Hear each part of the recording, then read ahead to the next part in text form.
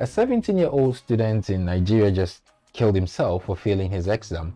We're going to speak about this. Let's go to the main screen. So imagine this. You are 4 years old, right? You are in the kindergarten. You go to school, you're playing with your friends, you're laughing, making jokes or whatever, and then your teacher comes to class and asks the question, like during the teaching, what do you want to be in future? This one raises their hands and go, I want to be a pilot. I want to be a doctor. I want to be this. No one in the classroom ever speaks about being a carpenter, being a janitor, being a cleaner. Nobody speaks about these things because in the African perspective, we've made it such that if you do not go to school, you are going to fail in life. So from the onset as a baby, that thing is in there, that thing is here. I have to do this, I have to do this. And the pressure from home to pass your exam and all that is what results in news like this. And now you can stop imagining. It's not something you have to imagine. This is the life you and I lived. This is the life you and I are still living as Africans. And this is the life the next generation might also live, because it's something more likely you would also put your kids through. A 17-year-old student committed suicide in Nigeria because of these things. We're going to speak about it. Like, these are things that you don't want to wake up to. You wake up, you look at the news and you see things like this and you're like, he had his whole life ahead of him. He could have been anything. He could have written that exam. These things, it's like, I get emotional because like these are not. Let me just play the intro. We'll go and check that one out, and yeah. Boy.